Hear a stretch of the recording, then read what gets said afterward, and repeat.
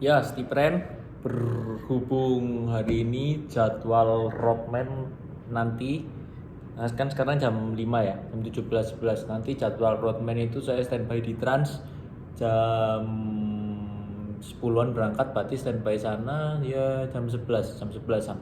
Tapi seperti biasa saya pasti sampainya 30 menit atau 1 jam kurang lah ya, supaya buat jaga-jaga. Ya seperti sejatinya tidak perlu diomongin lagi, attitude udah saya ngomong berkali-kali. Ini barangkali kan saya ada banyak yang ini yang tanya entah di Instagram, entah di YouTube komen kalau ada, merantau itu rasanya seperti apa sih? Merantau sama cara bertahan hidup merantau. Kalau jujur saya bertahan hidup merantau dari Surabaya ke Jakarta itu karena di Surabaya itu saya tuh nganggur gitu. Makanya saya ke Jakarta. Karena sejak dulu di prinsip saya lebih baik saya nganggur di Jakarta gitu daripada saya nganggur di Surabaya. Karena kalau nganggur di Surabaya itu sejatinya kita bener-bener gak gerak gitu. Karena kan mungkin ada orang tua atau di zona nyaman, jadi kita gak gerak gitu. Sebenarnya ketika di Surabaya saya juga ikut komunitas stand up Surabaya. Eh, tapi kan ketika kita di Surabaya kan deket sama orang tua, jadi kita nggak memaksa diri kita ngepush gitu ke luar zona nyaman. Jadi pikiran saya mumpung ada tawaran kerjaan di Jakarta, ya udah saya berangkat gitu Agustus 2021. Itu dengan gaji 2 juta. Dengan gaji 2 juta itu saya kerja di agensi. Nah, kalau di kerjaan ini sebenarnya di agensi pun itu di daerah-daerah tuh nggak ada gitu. Sebenarnya ke Jakarta ini saya juga culture shock. Culture shock itu maksudnya itu sejatinya saya melihat hal-hal yang tidak bisa saya lihat di daerah-daerah gitu. Contohnya pekerjaan saya di agensi. Pekerjaan di agensi itu kan di daerah nggak ada yang namanya kayak KOL itu Key Operation Leader. Jadi yang hubung misalnya ada campaign brand A, dia ingin mencari selebgram atau tiktoker atau pokoknya yang membranding mereka entah di YouTube atau di mana. Akhirnya kita cari cari talentnya gitu. Nah, perusahaan saya itu agensi ini dari tempat ini saya karena hari ini nggak ada kerjaan akhirnya main ke sini, main nyambangin teman-teman karena sejatinya kita harus menjaga relationship kita dengan teman-teman meskipun kita sudah nggak ketemu gitu. Kalau saya mikirnya gitu dari dulu, jadi ya jadi seperti itu.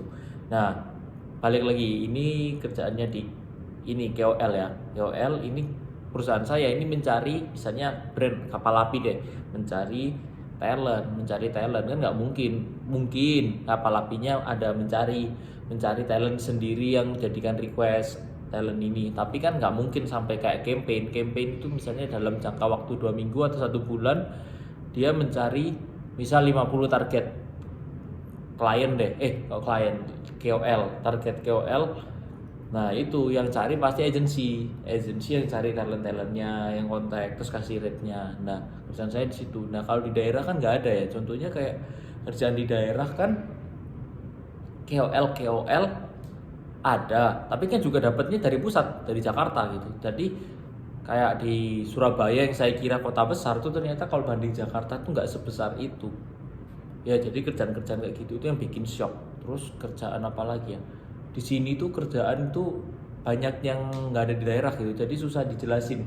Kayak contohnya itu orang yang kerja di kru TV itu kan ada kru TV tertentu yang berangkatnya itu sore menjelang malam, baliknya subuh.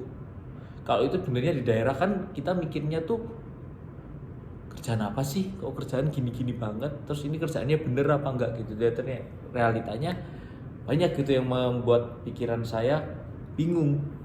Terus itu apa itu? Terus kalau di Jakarta ini jam 12 malam tuh kotanya masih terang gitu. Kalau kita lewat ke jalan raya itu masih banyak lampu-lampu yang nyala gitu. Beda kalau di Surabaya itu cuma bagian barat deh. Pokoknya iya ya Surabaya bagian orang-orang Cina-Cina kaya di daerah barat gitu. Makanya saya nggak pernah ke sana. Ya. Terus paling ya cuma di daerah-daerah Surabaya Barat, terus di jalan raya gitu. Tapi beberapa kayak McDonald atau makanan-makanan tertentu tuh tutup. Kalau di Jakarta itu masih buka gitu. Dan itu cukup membuat saya bingung. Bingung, bukan bingung yang ke arah kok gini sih, tapi lebih ke arah wow, ternyata beginilah ibu kota. Terus kerjaan apa ya? Kerjaan kayak penulis, kerjaan kayak roadman deh contohnya. Kalau penulis ada deh, penulis pasti di mana-mana ada.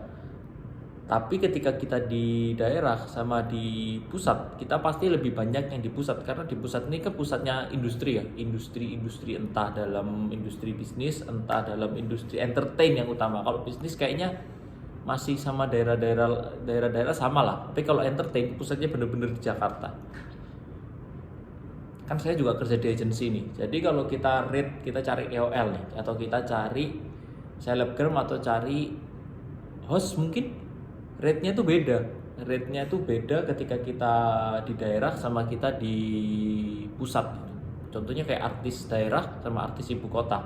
Pasti harganya beda. Bisa beda 5 kali lipat mungkin sampai 4 kali lipat. Contohnya yang ini 500, ketika kita di Jakarta, kita bisa dihargain sampai 3 juta sampai 4 juta.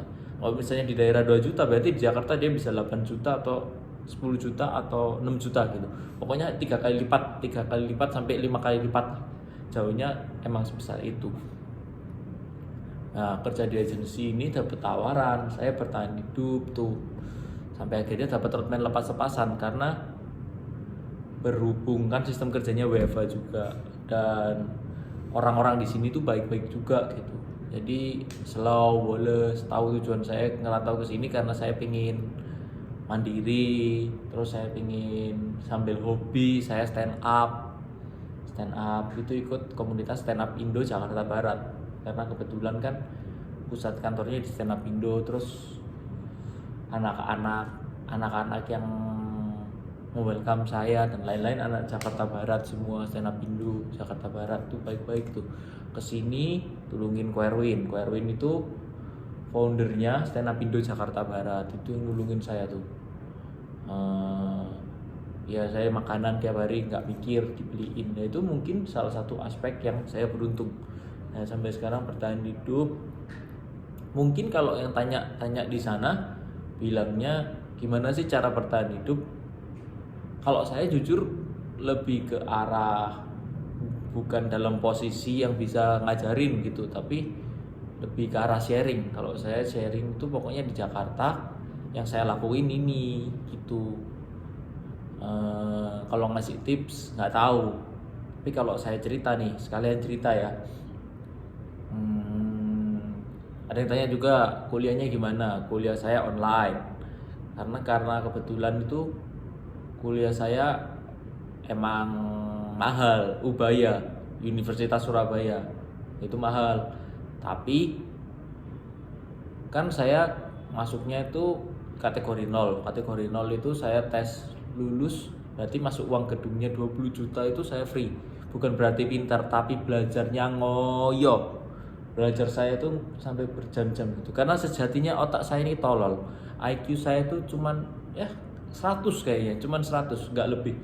Itu saya waktu dikasih tahu sama psikiaternya tuh kapan hari tes, itu katanya saya tuh lemah dalam matematika, nggak bisa berpikir secara logika dan menghafal itu lama gitu, lemah.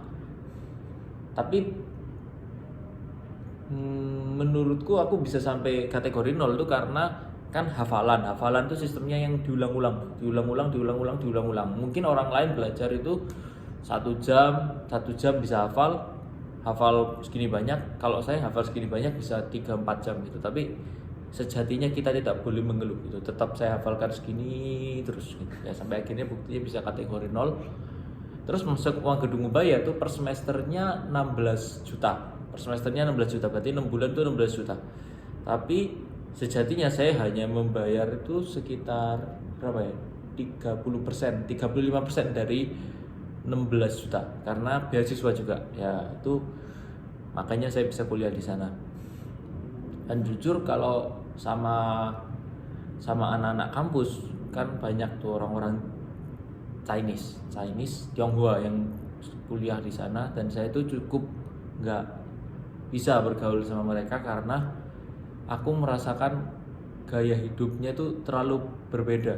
Karena kan sejatinya orang Cina tuh bukan aku menghakimi orang Cina ya, tapi teman-teman saya kebetulan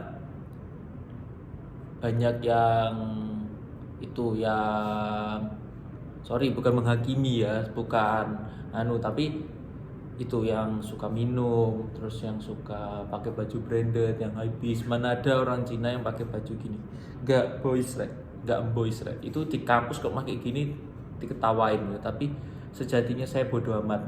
Nah itu makanya saya ketika masuk kampus itu seringnya tuh nongkrong sama anak-anak stand up, karena saya sejatinya susah gitu buat masuk sama orang Cina gitu. Saya lebih nyamannya sama orang-orang yang bukan Chinese gitu.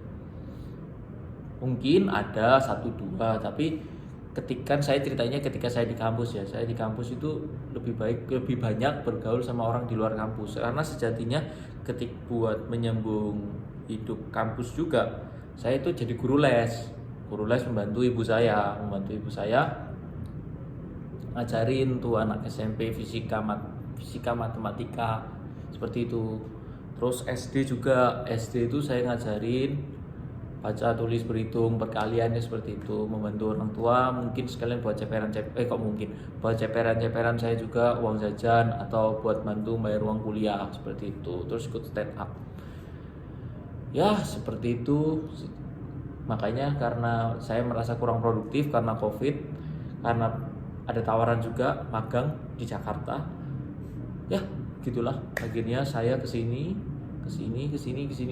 Saya pikirnya tuh selama 3 bulan kalau saya nggak ada perkembangan, saya ada tabungan di 3 juta. Kalau misalnya nggak ada perkembangan, saya bakal balik gitu ke Surabaya. Karena daripada penasaran kan, karena mungkin masih belum ada tanggung jawab lebih, tanggung jawabnya masih dalam diri saya sendiri. Jadi nothing tulus gitu, nggak ada sesuatu yang perlu dipermasalahkan. Izin ke mama, berangkat tuh aman sampai sejauh ini. Puji syukur juga saya jadi banyak memperoleh pembelajaran gitu, merantau. Dan baru-baru akhir ini saya tuh seneng banget sama quotes-nya dari Mas Benedion, sutradara keren. Mas Beni itu ada quote waktu dia di YouTube-nya Queerness Corp. Itu dia bilang, intinya begini, ketika kita pergi merantau, kesempatan kita buat sukses itu lebih tinggi daripada ketika kita di daerah, ketika kita di tempat asal. Karena ketika kita di luar, ketika kita merantau, kita bertemu dengan berbagai permasalahan yang membuat kita berkembang. Intinya seperti itu, kata-kata dari Mas Beni itu keren banget tuh. Saya mendengar itu agak tersentuh. Belum yang sukses ya, saya belum yang sukses, tapi bikin yang semangat gitu.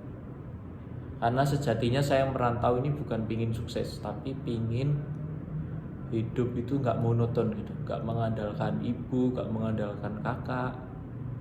Tidak, karena banyak tuh hal-hal penasaran yang tidak bisa saya lakukan gitu. Mungkin ketika saya di Surabaya itu pengen ngelakuin ini, takut diomongin ini, atau malu, atau mungkin sungkan sama orang tua kan. Karena kalau misalnya saya nih balik pagi-pagi, atau saya balik misalnya nginep di tempatnya Nopek atau gimana, itu orang tua banyak yang mama tuh masih tanya tuh kenapa sih, dan jelasinnya itu kadang-kadang tuh gampang, karena saya nggak aneh-aneh juga, karena saya ngelakuin ini juga selain cangkruk, selain nongkrong itu ya nulis materi stand up atau bantu ini itu, tapi susah gitu menjelaskan. dan kadang-kadang sungkan gitu kalau balik pagi terus tiap hari, baliknya tuh subuh dilihat sama tetangga itu juga nggak enak gitu.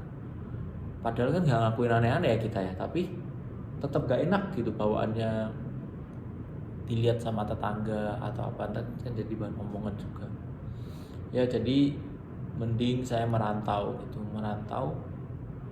karena merantau ini lebih bebas gitu. Bebasnya itu bisa membuat kita ke arah positif atau negatif.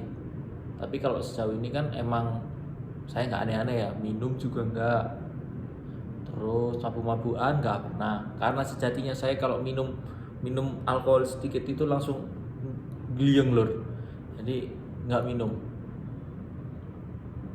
Itu mungkin salah satu aspek saya yang nggak bisa akrab sama teman-teman kampus saya, karena sejatinya teman-teman kampus saya itu sukanya minum-minum gitu, kuat-kuatan minum atau apa ya. Saya nggak kuat gitu. Selain nggak kuat bayarnya ya nggak kuat minumnya, jadi rugi gitu. Pikir mending dibuat hal-hal yang lain, kebutuhan atau apa ya, seperti itu.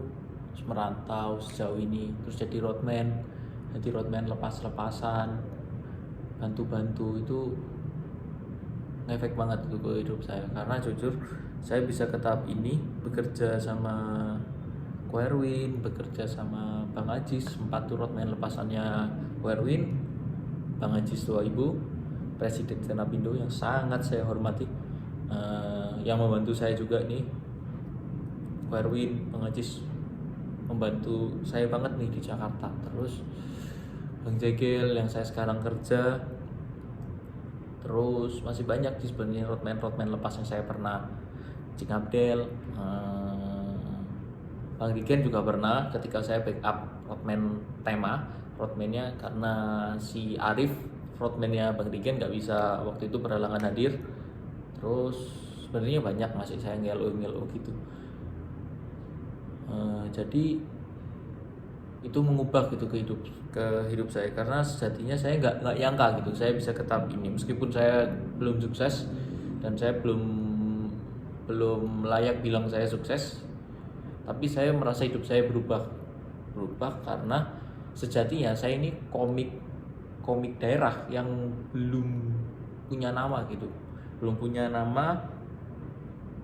yang stand up-nya ya paling cuman di acara-acara komunitas, stand up-nya di event-event komunitas. Panggung saya yang paling wow selama saya di Surabaya paling cuman stand up night Sun 9. Barangkali kalian ada yang nonton, coba komen ya kalau nonton Sun 9 Surabaya. Jadi dan saya bisa tahap ini saya ngerotman komik-komik yang menjadi idola saya ketika saya stand up, menjadi saya motivasi. Itu menurut saya merupakan suatu kebanggaan. Gak nyangka juga bisa jadi roadman, terus bisa secara gak langsung ngomong sama komik-komik yang dulu saya idolakan. Itu menurut saya hal-hal yang di luar dugaan. Terus kalau saya di tahap ini bisa ngomongin, Bang gimana sih caranya ngerantau? Banyak tuh yang nge-DM saya, lumayan lah, gak banyak-banyak alamat, tapi ada 7 orang. Tuh intinya nge-DM saya gini, Bang caranya tips merantau seperti apa? Ya kalau saya ngerantau, jujur itu ada aspek beruntungnya, karena saya kenal sama Nope, kenal sama Mas Arif. Nah ini yang jadi pegangan saya selama di Jakarta. Ini kan ini senior saya stand up di Surabaya. Jadi ada apa-apa mereka yang nulungin gitu, dan terbukti kemana-mana itu waktu awal-awal ya, bahkan sampai sekarang kalau jadwal mereka kosong dan jadwal saya kosong, saya masih sering diajak mereka nih. Mas Arif nih ngajak saya kemana-mana, ini Jakarta, ini diajak ke GBK, diajak pergi ke daerah-daerah lah, yang ke tempat-tempat keren, ke kafe, ke ruko-ruko gitu keliling. Nah ini daerah-daerah Jakarta gitu. Jadi merasa unsur saya buat bertahan hidup di Jakarta ini bukan karena usaha saya semata, karena banyaknya peran orang yang membantu saya gitu. Jadi ya kayak Nope, Mas Arif ini sangat membantu di luar anak-anak Jakbar, di luar anak-anak stand up Indo itu sangat membantu saya sejatinya. Ya seperti itu. Kalau misalnya tanyain tips, saya nggak tahu. Tapi kalau disuruh cerita, ini cerita saya, gitu. Cerita saya yang bisa saya sampaikan. Apakah cara ini bisa dipakai orang lain?